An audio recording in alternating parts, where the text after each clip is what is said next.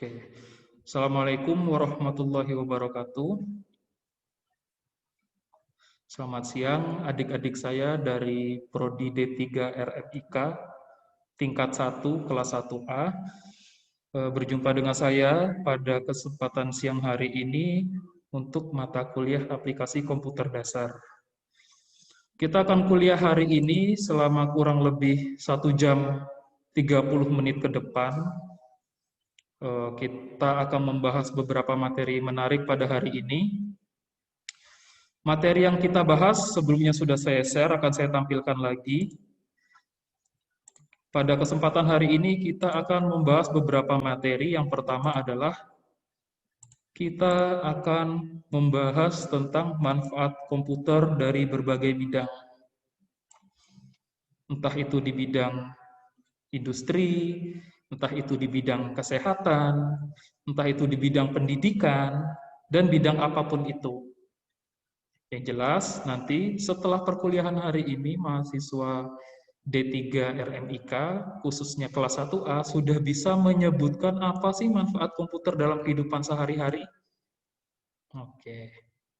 Selanjutnya, sesi kedua nanti kita akan mempelajari tentang apa itu software, hardware, brandware, dan bagaimana pemanfaatannya dalam komputer.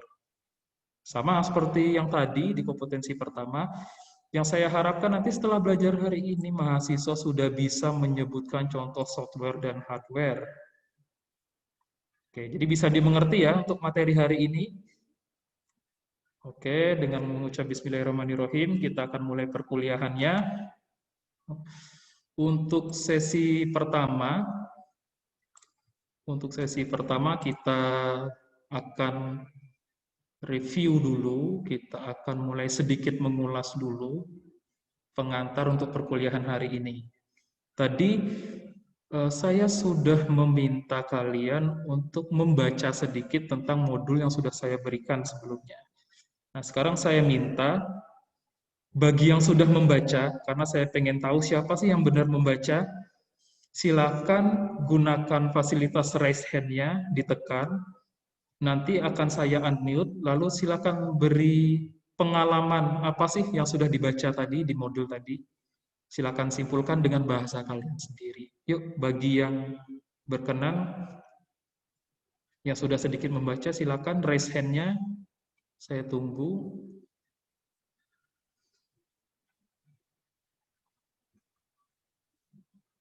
Silakan simpulkan apa sih bacaan yang sudah kalian temukan atau kalian dapatkan dari modul tadi.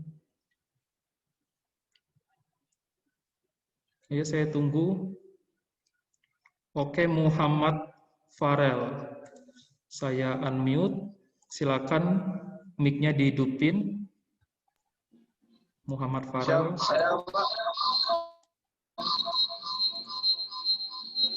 Izin menjawab, Pak. Oke, silakan.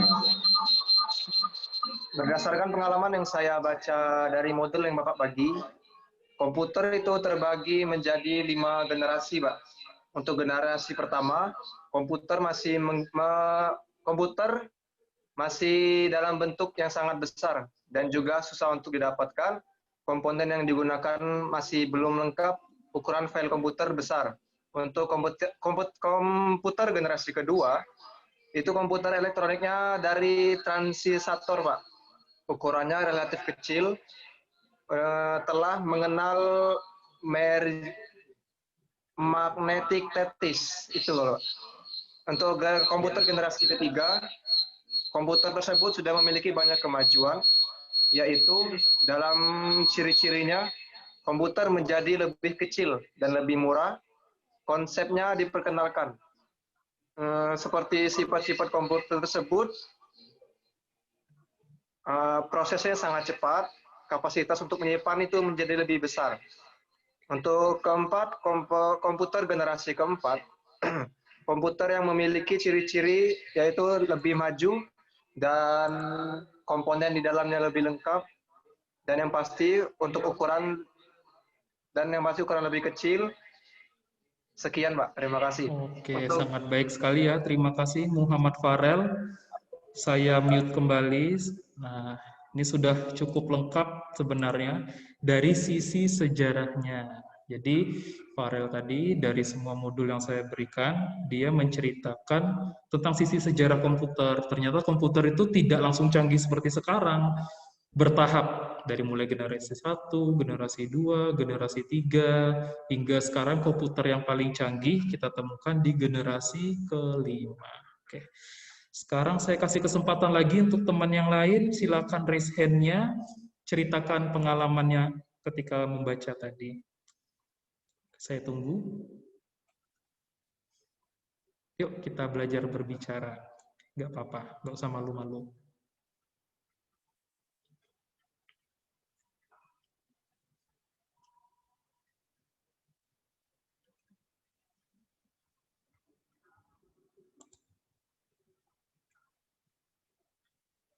Oke, siapa yang mau mencoba menjelaskan atau menceritakan kepada kita semua pengalaman membacanya tadi? Nggak usah malu-malu, kita belajar sama-sama. Saya tunggu. Masih ada?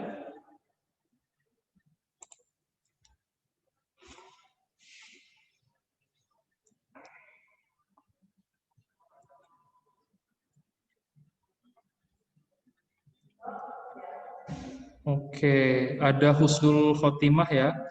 Saya unmute Husnul Khotimah. Silakan. Diam dulu. Oke, silakan Husnul Khotimah waktunya. Baik, Pak. Saya akan menjawab.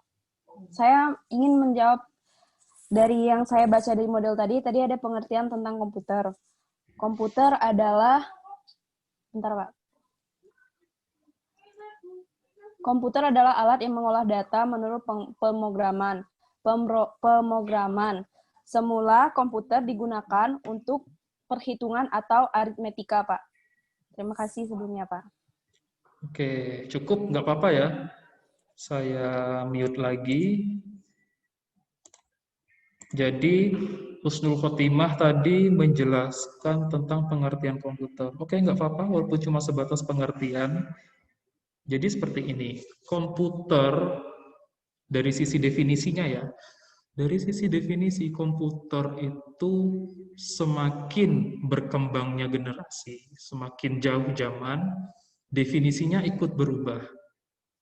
Jadi ketika komputer di generasi pertama, definisinya berbeda tentu saja dengan komputer pada generasi sekarang. Karena apa? Melihat fungsi dan manfaat dari komputer itu tadi. Jadi, saya kasih flashback sedikit.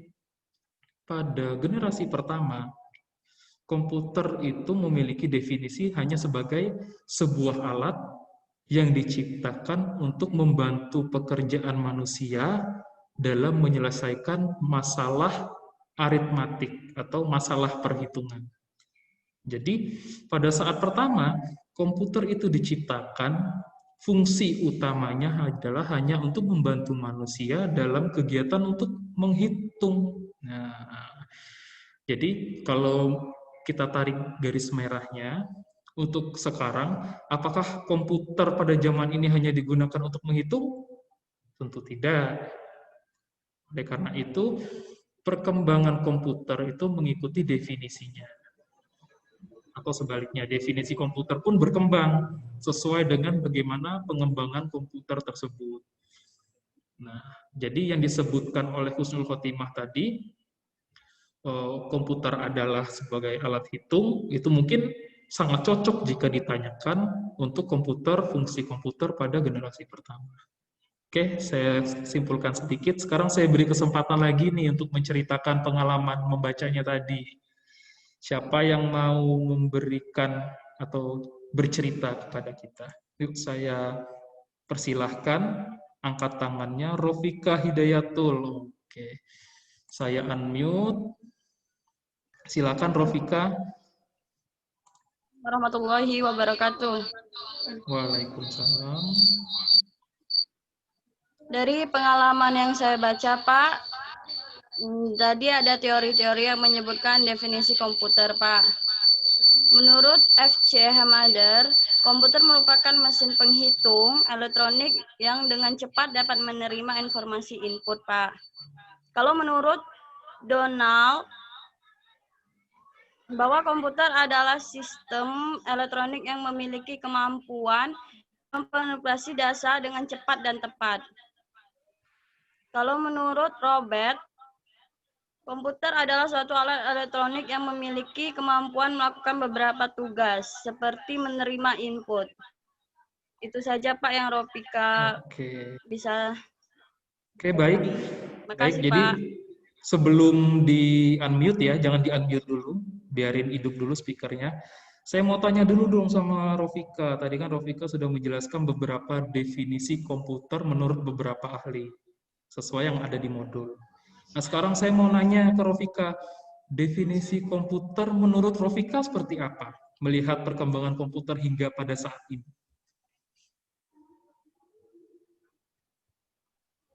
Bagi Ropika, komputer itu adalah suatu alat yang membantu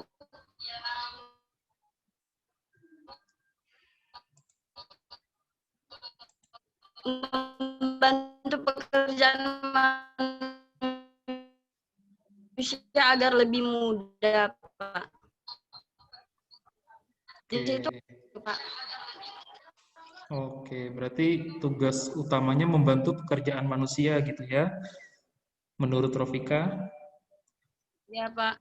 Oke, yaudah kalau gitu terima kasih.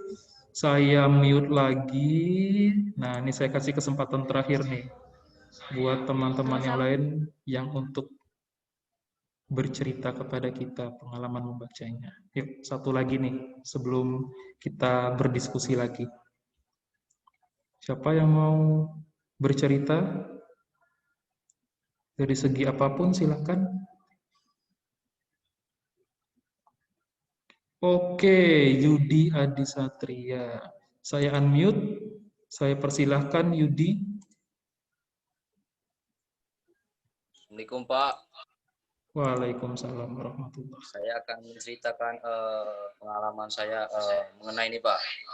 Komponen-komponen dalam komputer. Komponen komputer terbagi menjadi 3. Ada software, hardware,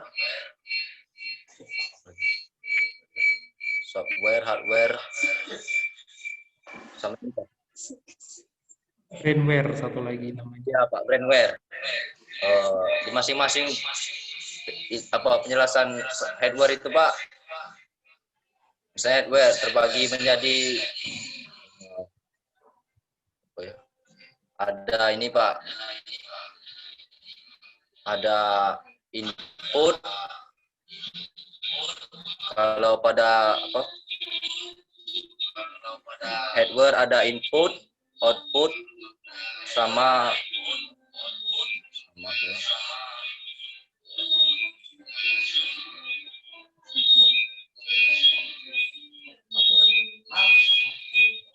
input output dengan ini, Pak. Satu lagi Programmer, proses, ya Pak, proses.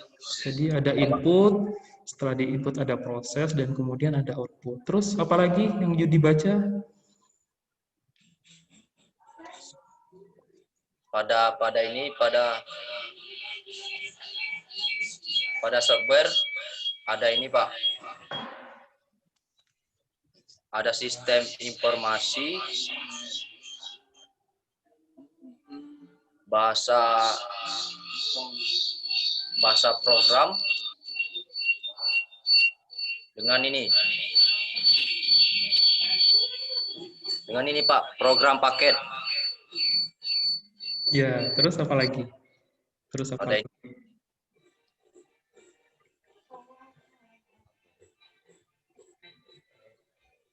Oh iya, Pak, ini, Pak, brainware. Ya, brainware apa aja?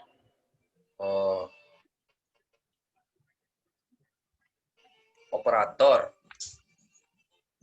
Pak. Ya. Terbagi menjadi ada operator. Ini programmer, Okay. sistem Sistem apa ya? Sistem komputer, Pak. Tepatnya administrator. Administrasi ya, Pak. Oke, yaudah ya, terima kasih ya. Walaupun terbata-bata, saya sangat mengapresiasi karena sudah ingin berlatih dan mencoba berbicara. Terima kasih untuk Yudi Adisatria, saya mute kembali. Jadi tadi sudah beberapa dijelaskan oleh teman kalian, apa sih sebenarnya dari inti pembicaraan atau inti pembelajaran kita pada hari ini. Oke, saya akan share screen ke materi modulnya. Mari kita bahas bersama-sama untuk pembelajaran hari ini. Oke. Hari ini kita akan belajar tentang definisi komputer, baik itu dari sisi sejarah dan komponen-komponen apa saja yang ada pada komputer itu sendiri. Oke, yang pertama dari segi definisi komputer. Seperti yang saya bilang di awal, untuk definisi sebenarnya kita tidak punya definisi baku untuk komputer. Kenapa saya mengatakan seperti itu? Tadi sudah saya ceritakan. Definisi itu berkembang sesuai dengan kebutuhan zamannya, atau berkembang sesuai dengan bagaimana komputer itu akhirnya bisa dimanfaatkan dan dikembangkan seluas mungkin. Jadi, kalau di generasi pertama, mungkin definisi komputernya hanya sebagai alat bantu untuk menghitung. Tentu saja ketika hadir generasi kedua, ketiga, bahkan sampai kelima, itu definisinya semakin meluas, melihat dari seberapa besar manfaatnya komputer itu sendiri. Jadi, saya clear dulu. Jadi sudah tepat ya definisi komputer tadi. Kalau dari segi bahasa, kita lihat dari sisi bahasanya, komputer itu sebenarnya dari bahasa Yunani yang artinya komputer. Ini pembacaannya tidak dalam bahasa Inggris ya, pembacaannya dalam bahasa Yunani, komputer, yang berarti memperhitungkan, menghitung, atau menggabungkan. Nah, kata kom berarti menggabungkan, kata penggabungan, kemudian kata ini diadopsi oleh orang Inggris atau diturunkan menjadi bahasa Inggris, artinya menjadi to computer, to compute, yang artinya compute adalah untuk menghitung. Nah, dari sisi definisi ini kita sudah tahu, oh ternyata komputer waktu zaman dulu fungsinya hanya untuk menghitung. Nah, mungkin pada zaman itu kita bisa menghitung sebenarnya, tapi dengan tentu saja alat-alat yang terbatas, tidak seperti sekarang. Tetapi mengingat pada zaman itu kebutuhan untuk menghitung itu belum terlalu kompleks seperti sekarang, oleh karena itu alat bantu manual itu sebenarnya masih mungkin untuk digunakan. Contoh, apa sih alat hitung zaman dulu? Mungkin dari Asia memperkenalkan metode sempoa. Benar? Mungkin lebih familiarnya menggunakan alat hitung bantu seperti mungkin ada yang pakai lidi, kalau mungkin ada yang pakai perhitungan menggunakan ruas jari, itu ada dulu, perhitungan menggunakan ruas jari. Atau alat bantu apapun yang bisa didatangkan.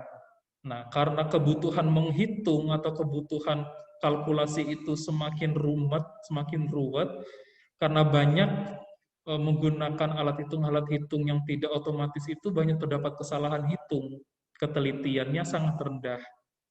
Oleh karena itu, diciptakan sebuah alat yang membantu manusia untuk menghitung. Karena orang Yunani menyebutnya komputer, dan orang Inggris mengadopsi kata komputer tadi menjadi to compute atau menghitung. Seperti itu. Jadi ada beberapa definisi di sini dari beberapa ahli. Sekalian bisa baca sendiri, setiap orang wajar memiliki definisi-definisi berbeda. Karena apa? Karena dia hidup di zamannya sendiri. Mungkin ahli-ahli ini hidup di zamannya sendiri, hidup di zaman pada generasi komputer keberapa. Contoh nih, kita melihat yang Donald Sanders, dia hidup di 1985. Tentu saja 1985 ini komputer pada generasi yang ketiga. Tentu saja memiliki definisi bahwa komputer itu sistem elektronik yang memiliki kemampuan memanipulasi data dengan cepat. Apa sih maksudnya memanipulasi data? Memanipulasi data itu banyak. Bisa dengan menghitung, bisa dengan menambah, bisa dengan mengurangi, atau dengan menggantikan atau mencari ekuivalen data. Itu maksudnya dengan memanipulasi. Jadi mengerjakan pekerjaan-pekerjaan aritmatik.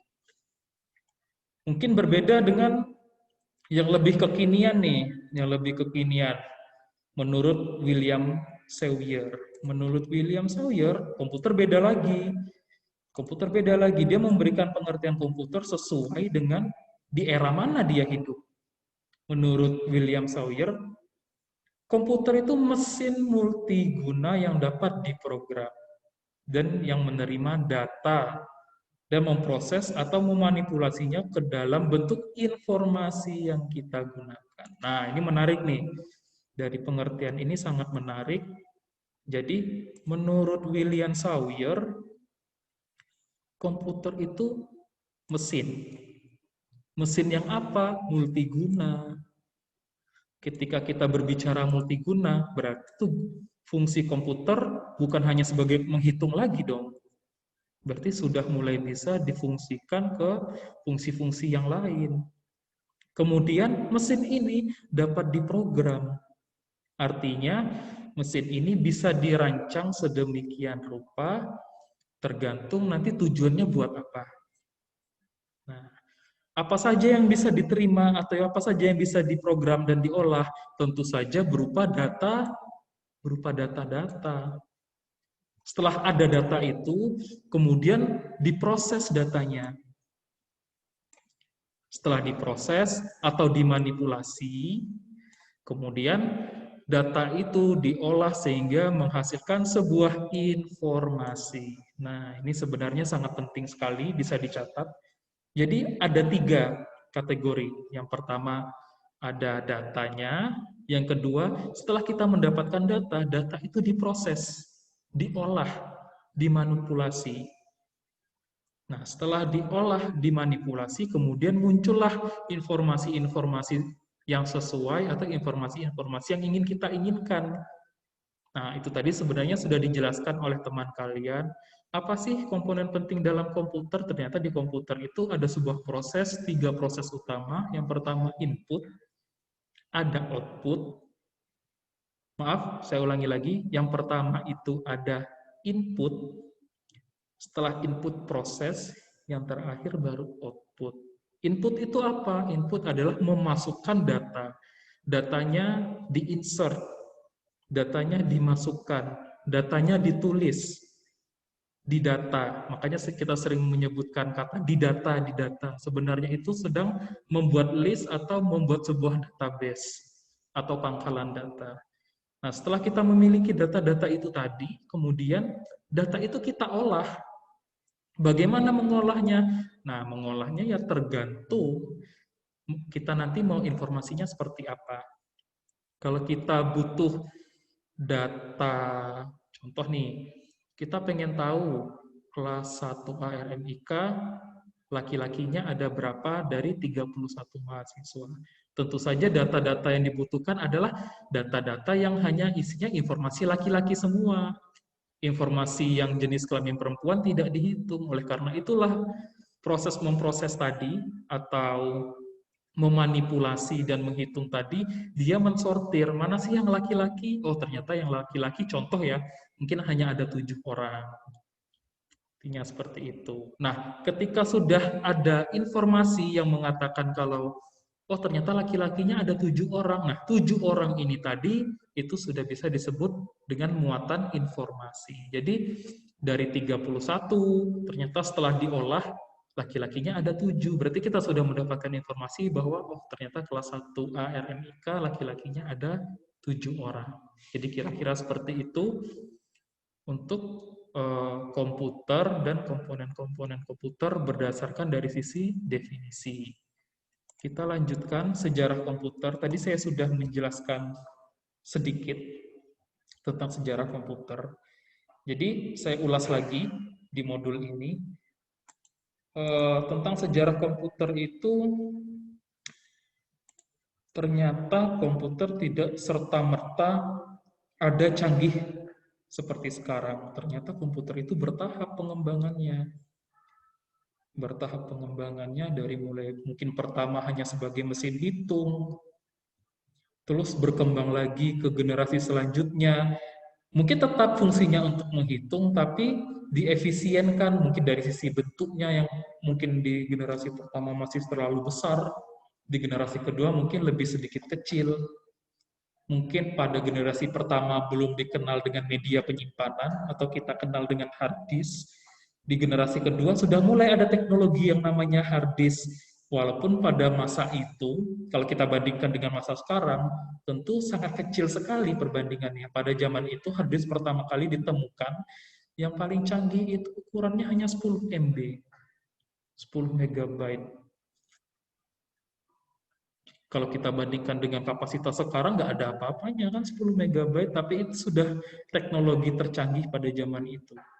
Jadi di generasi kedua, itu sudah dikenalkan teknologi yang bernama hard disk pada waktu itu. Dan pengefisienan energi listriknya atau daya pacunya itu sudah menggunakan transistor. Apa itu transistor? Nah, coba searching deh. Apa sih transistor? Dan sudah mulai dikembangkan menggunakan bahasa pemrograman khusus. Karena apa? Bahasa pemrograman itu pada awalnya hanya menggunakan bahasa-bahasa yang sebenarnya sangat susah dipahami oleh manusia.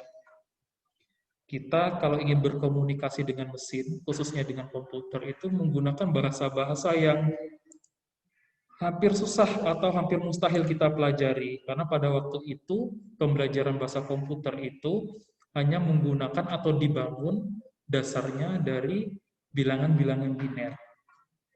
Jadi bilangan biner itu sebenarnya bahasa komputer pada awal-awal penciptaan web program, penciptaan bahasa komputer yang hanya menggunakan angka 1 dan angka 0 untuk berkomunikasi. Jadi mengkalkulasi atau memodifikasi angka 1 dan angka 0 untuk berkomunikasi dengan komputer. Jadi kayak gitu. Itu generasi kedua. Yang generasi ketiga pada waktu itu dianggap sebagai perkembangan komputer yang cukup pesat daripada sebelumnya. Karena pada generasi ketiga ini muncul di era-era tahun 65 dan tahun 71. Gitu.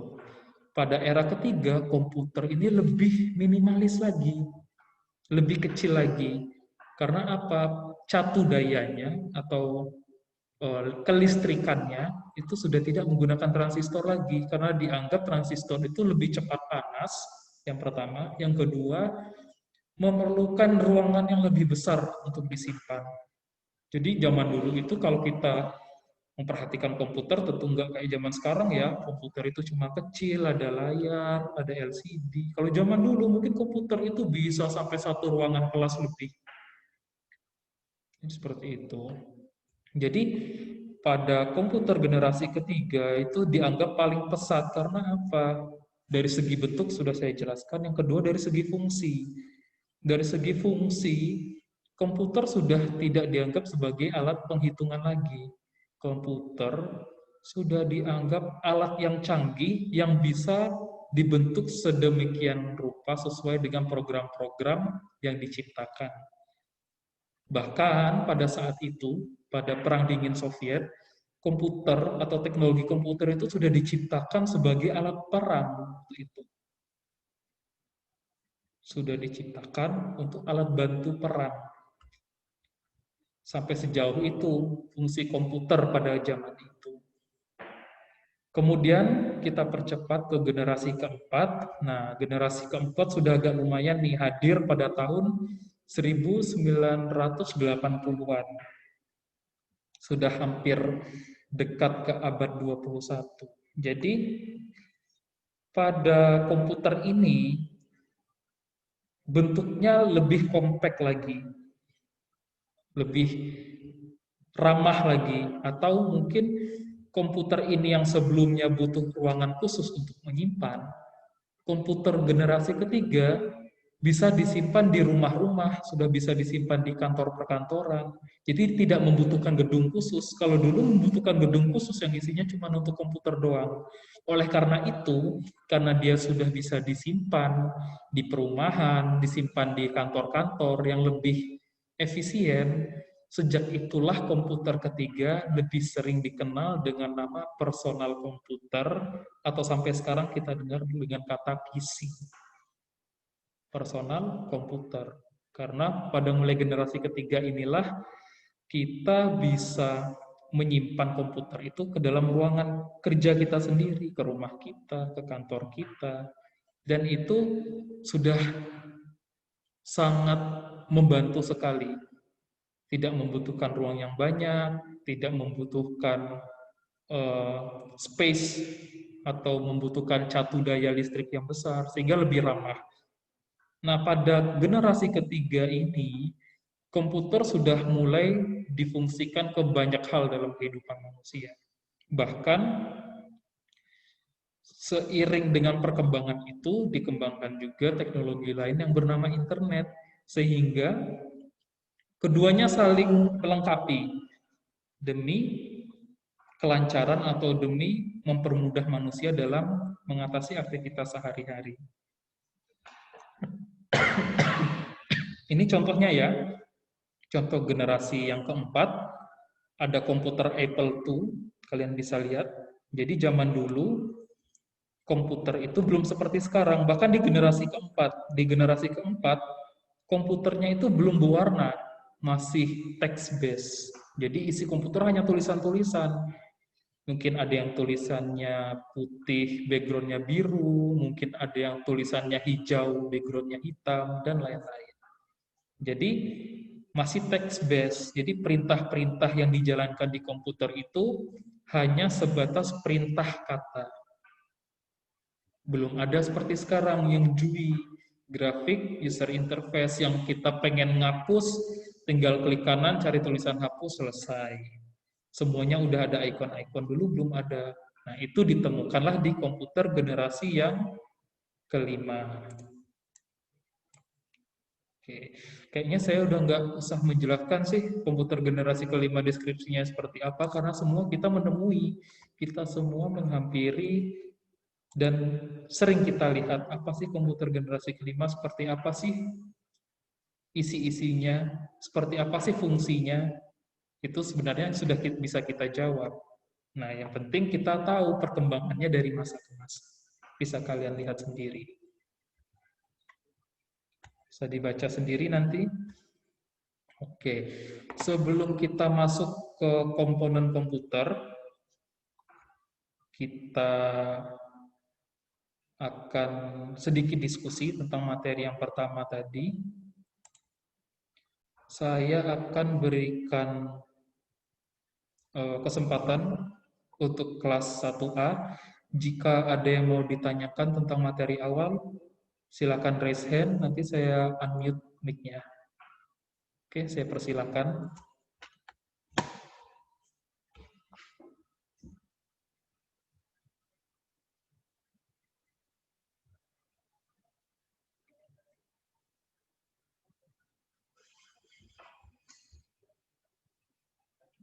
Ada yang mau ditanyakan, silakan.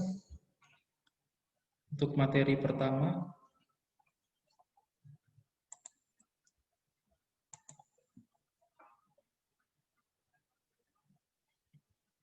Ada? Oke, Muhammad Farel Fajri. Saya unmute. Oke, silakan berbicara.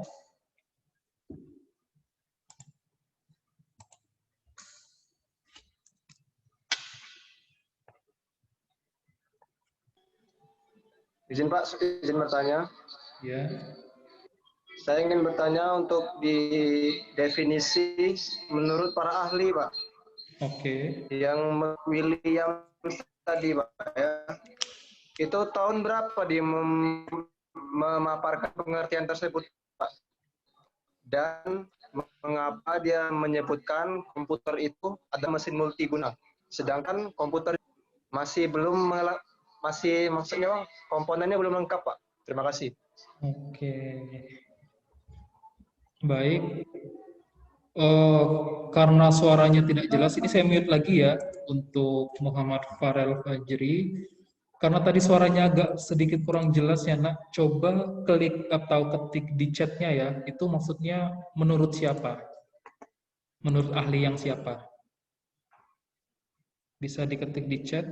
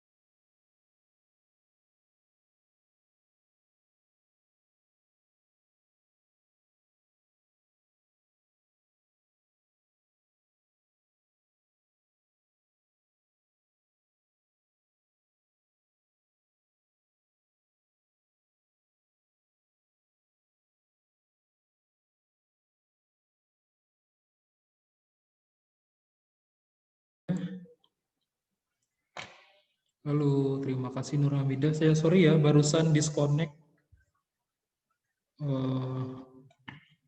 Tadi ada pertanyaan dari Farel ya. Pertanyaan dari Farel. Maaf nak, tadi disconnect, bisa tuliskan namanya saja. Nama ininya yang mana? Nama ahlinya.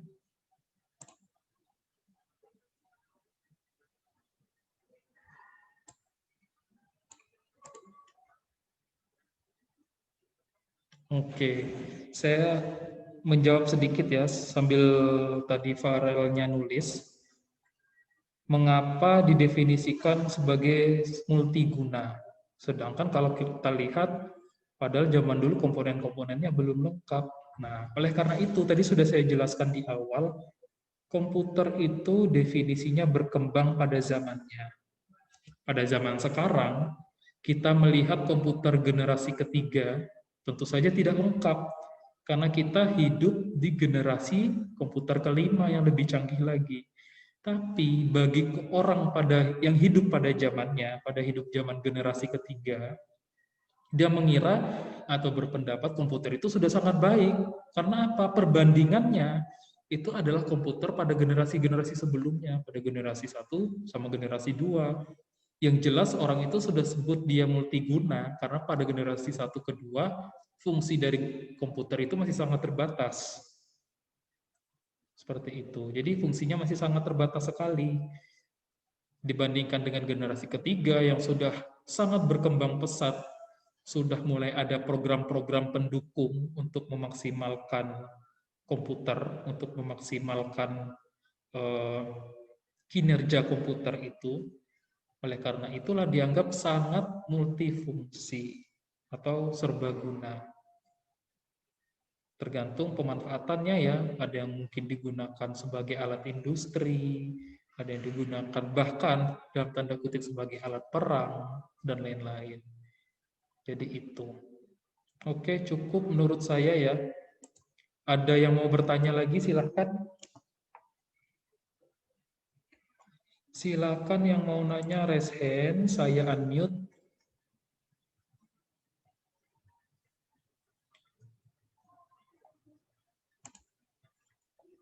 Siapa yang mau bertanya lagi terkait materi yang awal tadi, atau mungkin ada kalimat-kalimat yang masih membingungkan?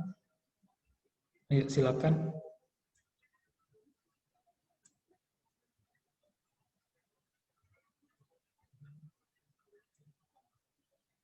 Kalau tidak ada, kita masuk ke materi selanjutnya. Oke, kita masuk ke materi selanjutnya aja ya. Oke, kita akan masuk ke materi selanjutnya. Saya akan bagi share screen lagi. Materi selanjutnya kita akan membahas tentang apa saja sih komponen-komponen pada komputer. Oke. Materi selanjutnya adalah tentang komponen-komponen komputer. Jadi tadi sebenarnya ketika di awal saya suruh atau saya minta kalian untuk bercerita, sedikit sudah menjelaskan tentang apa saja sih komponen-komponen di komputer. Nah, ternyata kalau dilihat dari komponen-komponennya, komputer itu memiliki 3 komponen utama. Yang pertama adalah hardware. Hardware ini terdiri dari 3 lagi klasifikasi. Ada input, ada proses, dan ada output. Apa sih maksudnya? Nah, kalau kita berbicara tentang hardware, tentu saja hardware merupakan sebuah perangkat keras. Hardware itu, kalau kita translate ke bahasa Indonesia, artinya perangkat keras. Apa sih maksudnya perangkat keras? Perangkat keras itu adalah sebuah device atau sebuah alat yang bisa kita lihat alatnya itu seperti apa. Kita bisa tahu bentuknya seperti apa. Kita bisa tahu fungsinya seperti apa. Dan kita bisa tahu di mana posisi dari alat itu sendiri. Apa dia dipasang di dalam CPU, apakah dia ditaruh di slot motherboard, atau dia hanya perangkat tambahan, dan lain-lain. Nah, sekarang kita bagi dulu ke yang pertama. Ada hardware input. Apa sih hardware input? Hardware input adalah sebuah hardware atau perangkat keras yang fungsinya untuk menginput atau memberikan masukan atau mengintimidasi, bukan intimidasi ya, tapi memberikan sebuah perintah-perintah input atau perintah-perintah masukan. Perintahnya seperti apa? Tergantung alat itu sendiri. Saya kasih contoh nih satu. Hardware input untuk perintah klik atau hardware input untuk perintah yang bisa membantu kita mempermudah untuk menekan tombol atau button. Kita kenal dengan mouse. Jadi mouse itu sebenarnya sebuah hardware dengan kategori hardware input. Mungkin contoh lain ada apa? Contoh lain, kalau kita membutuhkan perintah-perintah kata, kita bisa punya keyboard.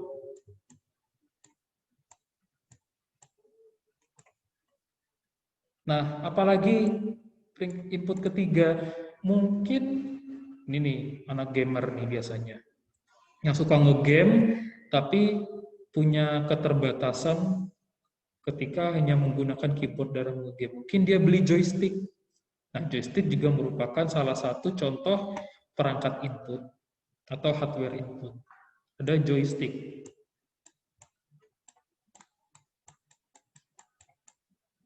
Oke. Jadi ini adalah salah satu contoh atau beberapa bentuk dari jenis-jenis perangkat input. Nah, sekarang kita ganti lagi. Proses. Apa sih proses? Proses adalah sebuah perangkat yang fungsinya adalah untuk memproses atau sebagai alat utama yang membantu laptop atau membantu komputer untuk mengolah data tadi. Contohnya apa? Tentu saja alat processing utamanya adalah prosesor. Ada prosesor. Terus apa lagi selain prosesor? Alat proses. Ada RAM, random access memory, dan lain-lain, dan lain-lain. Bisa kalian temukan referensinya. Yang terakhir, hardware yang terakhir, ada output. Apa sih itu output? Output itu adalah sebuah perangkat yang membantu atau yang menghasilkan sebuah luaran atau sebuah hasil. Contohnya apa? Pertama, printer.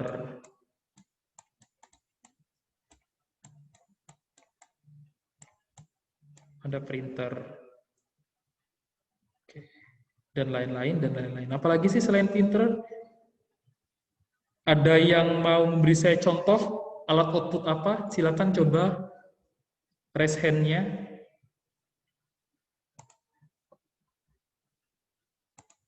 Ada yang bisa menjelaskan saya atau memberikan saya contoh satu enggak? Contoh alat luaran atau output selain printer. Coba raise hand. Oke, Henny, saya unmute.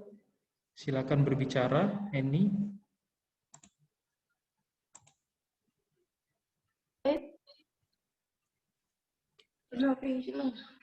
Baik Pak, saya perkenalkan, nama saya Alfika Yanisa.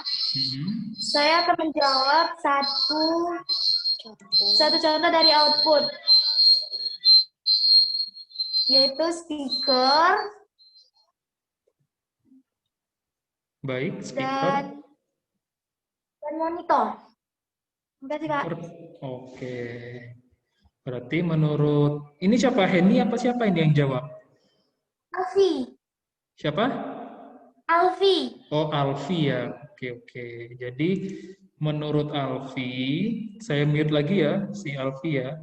Jadi menurut Alfi, alat luaran itu adalah contoh lainnya ada speaker, ada monitor. Betul sekali yang sudah dijelaskan oleh Alfi. Oke, kita lanjut ke definisi lain. Selain ada hardware, kita mengenal juga yang dinamakan software. Nah, apa sih itu software? Kalau saya beranalogi, atau ketika saya berandai-andai, dan saya analogikan dalam bentuk yang lain, software itu sebenarnya bagaikan sebuah ruhnya hardware, atau sebagai alat pengendali hardware-nya. Setelah kita menciptakan hardware, kita pasang, kemudian agar hardware itu bisa berfungsi dengan baik, tentu saja harus dikendalikan. Bagaimana cara mengendalikannya? Caranya dengan software. Nah, software juga terbagi seperti tadi. Yang pertama ada sistem operasi. Kalian bisa baca di modul ini, apa saja sih sistem operasi? Nanti kita temui ada selanjutnya. Yang mungkin paling umum digunakan itu sistem operasi Windows. Mungkin ada yang kenal Linux, mungkin ada yang kenal Mac OS, luarannya Apple, dan lain-lain. Nah, selanjutnya ada bahasa pemrograman. Tentu saja bahasa pemrograman ini sebuah pengetahuan yang sangat mendasar sekali. Karena apa? Untuk membuat sebuah program, bagaimana program itu akhirnya utuh dan dapat digunakan sebagaimana mestinya, program itu harus dibuat terlebih dahulu, harus dirancang. Bagaimana cara merancangnya? Tentu saja kita harus menggunakan bahasa yang dimengerti oleh komputer. Bahasa-bahasa yang dimengerti oleh komputer itu dikenal dengan bahasa pemrograman. Jadi ada macam-macam bahasa pemrograman, tergantung program apa yang mau dikembangkan. Mungkin ketika kita ingin mengembangkan website, kita bisa menggunakan bahasa pemrograman website. Ada PHP, PHP, ya, ada bahasa pemrograman HTML, ada Apache, dan lain-lain. Seperti itu. Selanjutnya kita berbicara tentang program paket. Apa sih maksudnya program paket? Itu sudah dijelaskan di bawah. Bisa kalian baca sendiri ya. Ini tadi untuk yang hardware macam-macam. Yang software juga ada macam-macam. Saya sudah jelaskan nih bahasa pemrograman tadi. Ada HTML, ada PHP, ada Java mungkin untuk pemrograman mobile. Ketika sebelumnya ada Android dan lain-lain gitu. Jenis-jenis software Ada freeware, shareware, ada firmware, bisa dibaca, ada free software, ada komersial, jadi ada yang berbayar, ada yang free digunakan, ada open source yang bisa dikotak-atik tanpa terkendala hak cipta, dan ada malware yang sebuah program yang memang diciptakan untuk merusak atau memodifikasi komputer sehingga dia menjadi malfunction atau berbeda dari fungsi aslinya. Nah, maksudnya tadi, kembali ke tadi ya program paket. Program paket itu sebenarnya adalah sebuah program yang memang sudah dibentuk dan sudah ditetapkan sesuai dengan fungsi tertentu. Yang biasanya itu program paket itu lebih ke dalam deep programming. Jadi biasanya program paket, contoh nih, kita mau mengembangkan website. Kita sudah punya program paketnya sendiri. Contoh untuk penulisan coding websitenya kita bisa gunakan HTML atau PHP. Untuk database mayanya atau virtual database-nya kita bisa gunakan Microsoft Outlook atau bisa menggunakan aplikasi-aplikasi seperti XAMPP dan lain-lain. Jadi ketika ingin membangun suatu program tertentu itu sudah ada paketan-paketannya sendiri atau sudah ada rule-nya sendiri. Untuk membuat ini harus menggunakan ini, untuk mengembangkan ini sudah disediakan apa yang harus dikerjakan. Kira-kira seperti itu. Selanjutnya ke brandware. Oke, brandware itu terbagi lagi, ada sistem analis, ada programmer, dan ada administrator. Ini yang lupa tadi. Ada administrator dan operator. Operator, administrator mungkin fungsinya sedikit sama. Ada kemiripan antara administrator dan operator. Bisa kalian baca sendiri. Ada analis juga. Analis itu masuk ke teknisi atau manajerial. Nah, contohnya tergantung di real life-nya seperti apa, kehidupan aslinya seperti apa. Contoh, ketika seseorang ingin memanfaatkan komputer gunanya untuk mencari survei. Contohnya kayak kemarin ya, kita kan barusan pemilu nih. Kita barusan pemilu walaupun di Stika Sabta Bakti. Ketika seseorang ingin survei pemilu di Sabta Bakti, kandidat mana sih yang lebih kuat? Nah, dia menganalisis dari data-data yang dia kumpulkan. Yang menganalisis tadi itu bisa disebut dengan brandware. Karena apa? Kita kembali ke pengertian brandware. Brandware itu adalah seseorang atau siapapun saja yang menggunakan komputer, mengelola komputer, dan memanfaatkan komputer. Jadi manusia atau seseorang yang mengelola, memanfaatkan, dan memodifikasi, kadang sampai memodifikasi, karena programmer juga masuk sebagai di kategori brandware. Oke, jadi bisa dibaca. Oke, karena sudah sampai ke brandware, saya kira sudah cukup untuk materi hari ini.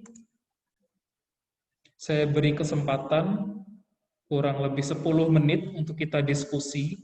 Kira-kira kalau ada yang masih bingung, saya beri kesempatan untuk bertanya. Seperti biasa, silakan raise hand, nanti saya unmute mic-nya. Gitu. Jika ada yang masih bingung, silakan raise hand.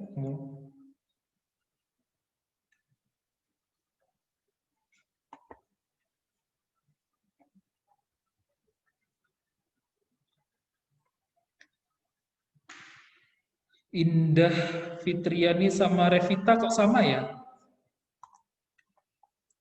Maksudnya saya lihat background-nya sama, ininya sama.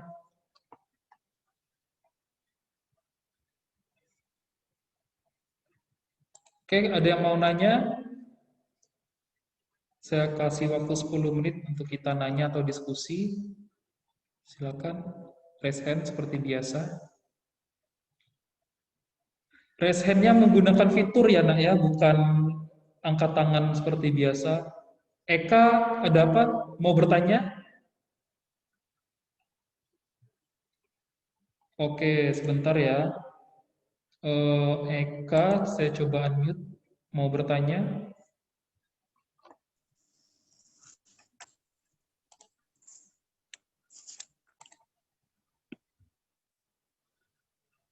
Baik, Pak. Di sana kan materi sudah menjelaskan output. Nah, pertanyaan saya, apa saja perangkat komputer yang termasuk input selain yang dicontohkan di materi tersebut? Terima kasih, Pak. Oke. Jadi contoh-contoh input ya, langsung saya jelaskan, Eka. Sebenarnya perangkat apa saja yang memberikan instruksi kepada komputer itu bisa disebut dengan perangkat input. Yang tidak ada contoh di sini, saya bisa kasih contoh satu barang, namanya drawing pad. Drawing pad, apa itu drawing pad? Drawing pad itu alat bantu bagi seorang desainer atau pekerjaan seni yang membutuhkan keahlian menggambar di komputer. Bisa didengar suara saya, Eka? Bisa dengar suara saya, Eka?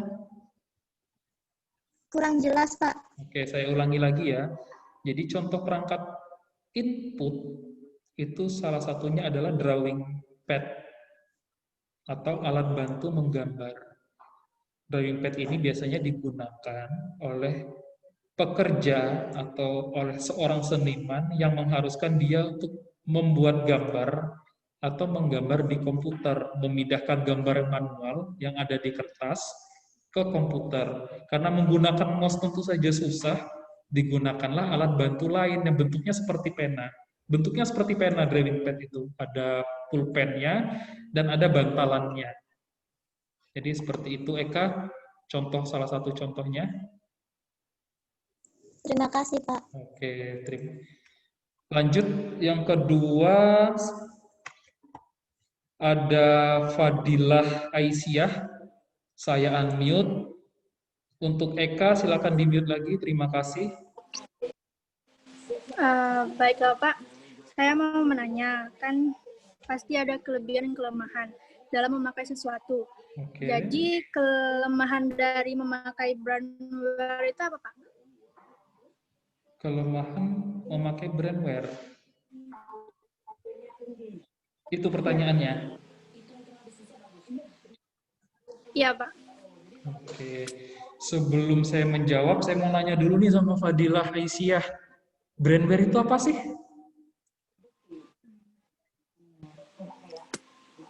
Brandware itu, bentar, Pak. Apa sih brandware itu? Kalau saya jelasin tadi.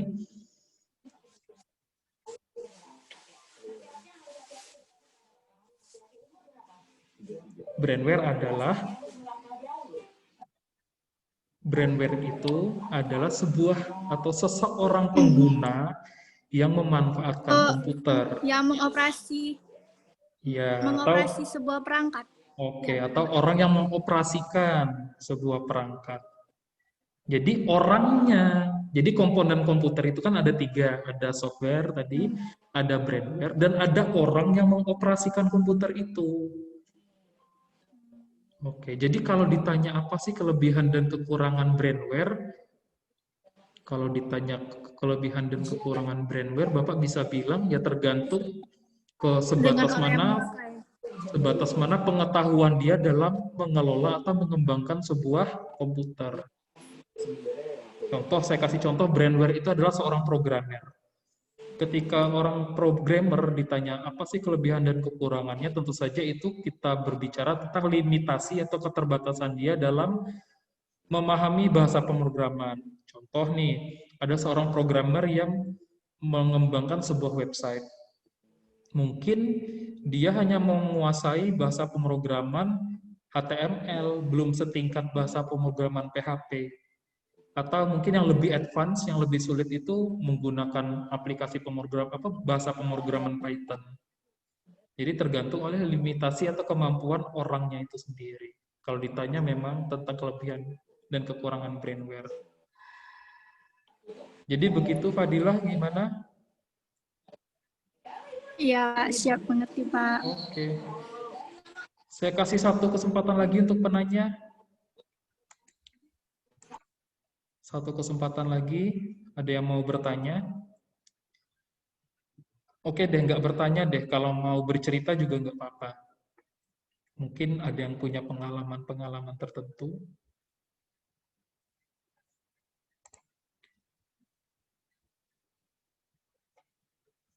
Silakan raise hand-nya.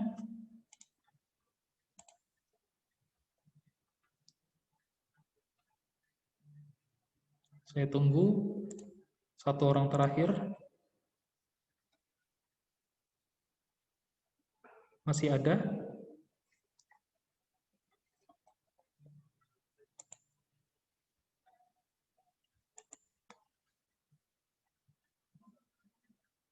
Tidak ada lagi? Tidak ada lagi? Sudah paham semuanya? Sudah bisa mengikuti semuanya? Oke, kalau memang tidak ada lagi yang mau bertanya, saya anggap semuanya sudah paham. Atau masih ada yang mau nanya, saya tungguin.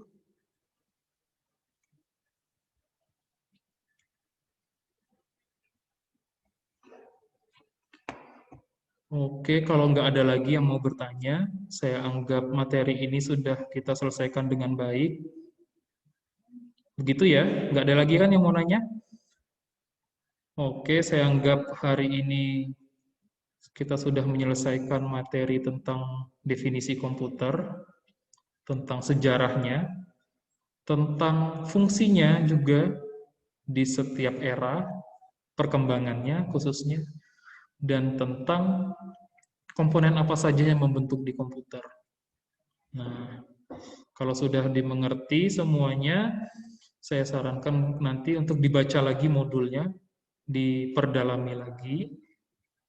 Berarti kalau memang sudah paham, saya akan tutup perkuliahan hari ini. Oke ya? Kalau begitu, akan saya tutup perkuliahan pada siang menuju sore hari ini. Tapi sebelum saya tutup, saya akan memberikan tugas pertama untuk mata kuliah ini ke kelas 1A RMIK. Bisa mendengar suara saya ya? Tugasnya adalah, tugasnya apa? Karena kita tadi sudah belajar nih, kita sudah tahu komponennya apa, perkembangannya seperti apa, dan fungsinya setiap zaman seperti apa. Saya pengen tahu, tolong berikan ke saya minimal 5 contoh. Dicatat ya, untuk tugasnya. Minimal 5 contoh manfaat komputer pada kehidupan sehari-hari sesuai bidang-bidang tertentu. Saya ulangi lagi. Tugasnya adalah berikan saya minimal 5 contoh manfaat komputer tergantung yang dikategorikan berdasarkan bidang-bidang tertentu. Saya beri contoh kayak tadi, di dalam teknologi perang, komputer digunakan sebagai alat radar, contohnya ya, sebagai radar pada perang dingin. Itu di bidang militer. Nah, saya pengen kalian berikan contoh lain di bidang lain. Minimal 5. Tugas ini saya tunggu, dikerjakan dan ditulis ya, saya tunggu untuk dikumpulkan paling lama hari Sabtu,